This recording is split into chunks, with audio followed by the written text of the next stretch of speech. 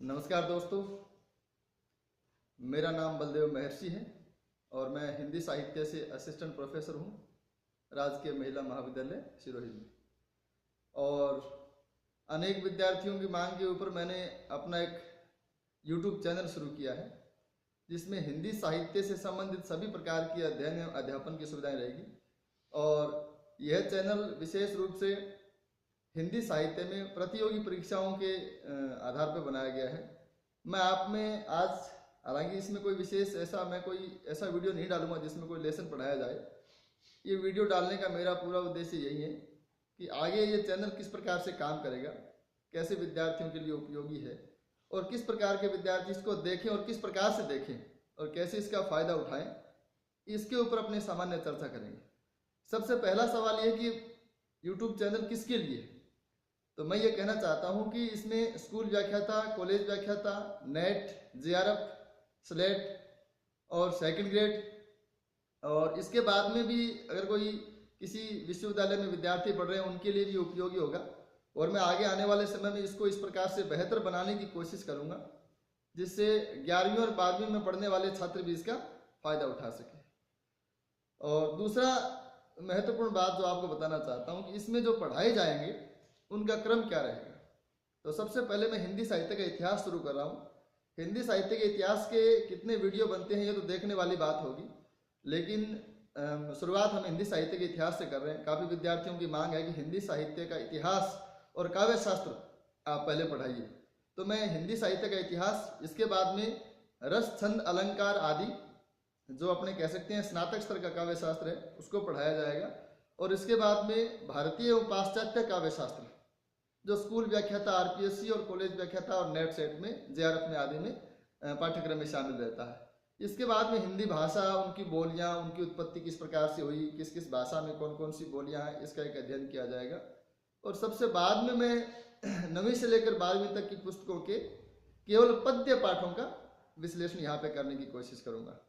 उनकी बारी बहुत बाद में आएगी क्योंकि मुझे लगता है कि बहुत सारे विद्यार्थी इसको अपने आप कर लेते हैं, तो हम इसमें हो सकता है इसको बाद में रखें। और इसके बाद में सेकंड ग्रेड और कॉलेज लेक्चरर में कुछ ऐसी किताबें हैं, चुनिंदा पुस्तकें हैं जो RPSC के पाठ्यक्रम में शामिल हैं, जैसे असाध्य वीणा है, कुरुक्षेत्र का प्रथम सर्ग है। इसके अलावा भी ऐसी बहुत सारी पुस्तकें हैं जो RPSC में, बाण भट्ट की आत्मकथा है, गोदान है।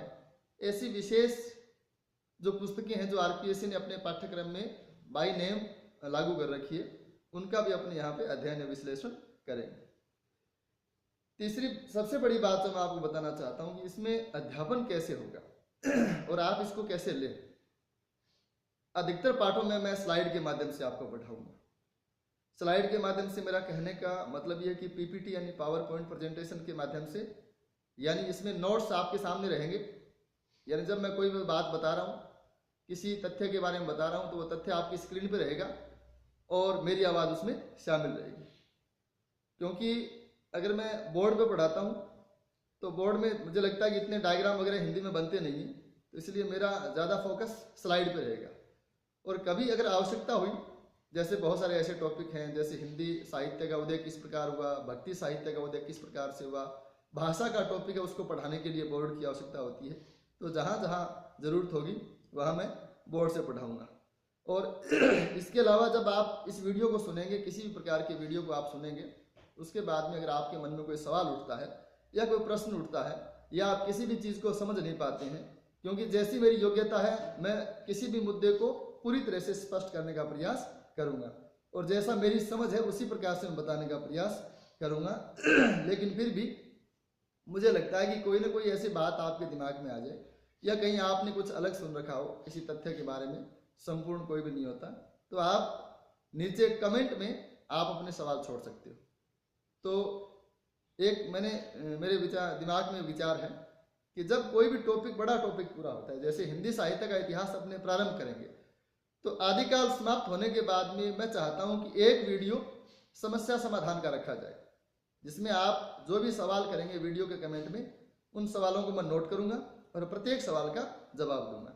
तो अगर आपको कोई भी सवाल ऐसा लगता है कि इस जो टॉपिक आपने पढ़ाया है इसमें कोई नया प्रश्न खड़ा होता है, कोई विवाद खड़ा होता है, तो उसको आप कमेंट बॉक्स में डाल दें और उसको फिर मैं आगे सुलझाने का प्रयास करूंगा। हो सकता है अगर आदिकाल में ज़्यादा समय लगता है तो संडे के संडे प्रत्येक रविवार को हम एक समस्या समाधान वीडियो रखें, और प्रत्येक बड़ा टॉपिक खत्म होने के बाद में, जैसे आदिकाल समाप्त होता है उसके बाद में मैं एक वीडियो ऐसा डालूंगा जो प्रश्नोत्तरी का होगा, क्योंकि हमें यह भी समझना जरूरी है कि कौन सी परीक्षा में किस प्रकार के प्रश्न आते हैं। ये सबसे महत्वपूर्ण सवाल रहेगा। और जब आप आदिकाल को पढ़ते हैं और आदिकाल को पढ़ने के बाद में अगर आपको ये नहीं मालूम कि हाँ किस प्रकार के प्रश्न पूछे जाते हैं, कौन सी परीक्षा में आदिकाल के प्रश्नों का रेशो क्या रहता है, कितने प्रश्न आदिकाल से आते हैं, कितने भक्ति काल से आते हैं, मूल चर्चा का विषय यही रहेगा। तो ये भी एक अपने लास्ट में करेंगे। तो मेरा उद्देश्य यही रहेगा, क्योंकि असल में डाटा सबके पास है।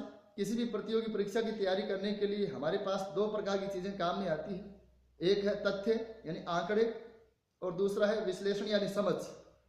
तो आंकड़े सभी किताबों में भरे पड़े, और मुझे लगता है कि ऐसा कोई विद्यार्थी नहीं है जिसके पास 1, 2 या 3, 4 या अधिक किताबें नहीं हो। लेकिन इस चैनल को शुरू करने का मेरा मकसद एक ही है कि मैं किसी भी टॉपिक पर इस प्रकार से चर्चा करूं कि आपको वो टॉपिक पढ़ना आसान हो जाए। मेरा उद्देश्य केवल यह बताना रहेगा कि असल में सिद्ध कौन थे, उन्होंने किस प्रकार का साहित्य लिखा, नाथ कौन थे, भक्ति साहित्य का उदय कैसे हुआ, किसकी क्या धारणाएं हैं, रामचंद्र शुक्ल इसको किस प्रकार से देखते हैं, आचार्य हजारी प्रसाद द्विवेदी इसको किस प्रकार से देखते हैं, ये सब बताने का मेरा उद्देश्य रहेगा।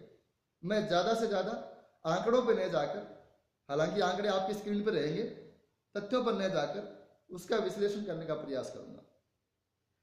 अब एक बात मैं महत्वपूर्ण और भी बताना चाहता हूं कि इसमें आप विद्यार्थी इसको कैसे करें, इस वीडियो का कैसे फायदा उठाएं। तो एक बात तो मैं कहना चाहता हूं कि आप शुरू से लेकर आखिर तक जुड़े रहें। मुझे लगता है कि जो प्रोग्राम मैं लेकर चल रहा हूं मुझे उसमें 1 वर्ष के आसपास लगेगा।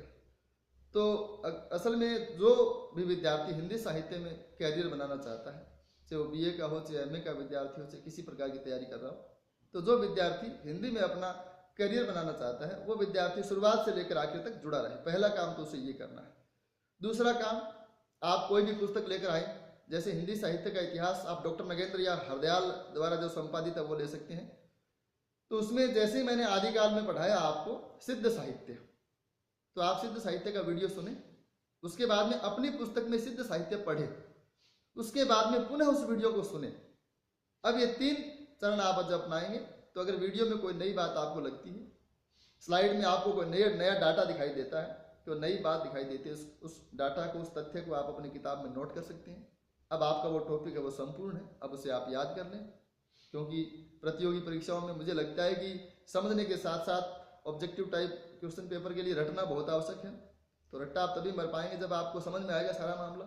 समझाने का काम मैं करूँगा, रटने का काम आप करेंगे। तो आप ये 2-3 चरण में आप अपनाएं, वीडियो को देखें, अपने पास अपने घर में जो पुस्तकें हैं उनको पढ़ें, और उसके बाद में आप चाहें तो पूरे वीडियो में उसको रोक रोक कर नोट्स भी बना सकते हैं। ये काफ़ी मुझे लगता है कि धैर्य का काम होगा। अगर कोई विद्यार्थी ऐसा कर पाता है तो नोट्स आपके सामने रहेंगे, स्क्रीन को पॉज करके आप बार बार नोट्स भी बना सकते हैं। तो मेरा कहने का मतलब ये है कि आप डाटा को अपने पास संकलित करें, क्योंकि मैं जो बोलूँगा वो निकल जाएगा। तो रोज़ रोज़ आप इससे यहाँ से रटने का प्रयास न करें। जब आप वीडियो देखें तो आप ये न समझें कि जो मैं बता रहा हूँ वीडियो में आप हाथों हाथ आपके दिमाग में वो क्लियर याद हो जाएगा। हो सकता है मामला क्लियर हो जाए, लेकिन याद करने के लिए आपको फिर से मेहनत करनी पड़ेगी। तो 1 अप्रैल से मैं ये शुरू कर रहा हूँ। 1 अप्रैल से हिंदी साहित्य का इतिहास मैं शुरू करूँगा। 15-15 मिनट की वीडियो डालूंगा। वीडियो कितने बनते हैं ये मेरी समझ से बाहर है। कितना समय लगेगा, मैं रोज़ाना 1 या 2 वीडियो डालने का प्रयास करूँगा। कितने वीडियो बनते हैं, कितना समय लगेगा, ज़्यादा लंबा खिंच जाएगा, क्या होगा, ये इसका कोई उत्तर निश्चित मेरे पास नहीं है। तो आप, मुझे लगता है कि धैर्य बनाए रखें और ज़्यादा जल्दबाजी नहीं करते हुए हम इस काम में गुणवत्ता लाने का प्रयास करेंगे। सामान्य क्लासें चलती हैं, कक्षाएं चलती हैं, उसमें इसमें एक अंतर है। सामान्य कक्षाओं में हम बात को कह के द्वारा हाथों हाथ दूसरे दिन उसका रिपीट कर देते हैं या उसको सुधार लेते हैं। तो यहाँ मैं आराम से वीडियो बनाऊँगा और कोशिश करूँगा कि इस वीडियो को देखने के बाद में अन्य किसी प्रकार की आपको कोचिंग आदि की आवश्यकता नहीं रहे। और यही मेरा उद्देश्य है। बार बार विद्यार्थी फ़ोन कर रहे हैं कि आप गर्मियों की छुट्टियों में बैच चलाइए, लेकिन मैं नहीं चाहता कि 45 दिनों में किसी भी विद्यार्थी को बुला के और उसे ताबड़तोड़ तरीके से पढ़ाया जाए। ये संभव नहीं है। स्कूल व्याख्याता का इतना बड़ा सिलेबस है तो उसको 45 दिन में पूरा नहीं किया जा सकता। तो मेरी कोशिश है कि आप इसे देखें और अपनी कमियों को पूरा करें। मुझसे किसी प्रकार की सहयोग की अगर आपको उम्मीद है तो निश्चित रूप से मैं आपके लिए तैयार हूँ। और इस चैनल के बारे में आप 1 अप्रैल से पहले भी कोई सुझाव देना चाहें या बाद में भी आपको लगता है कि ये चीज़ इसमें होनी चाहिए, तो मैं जैसी मेरी अल्पमति है और जैसी मेरी क्षमताएं हैं उस हिसाब से मैं इसको करने का प्रयास करूँगा। बहुत बहुत धन्यवाद, शुक्रिया।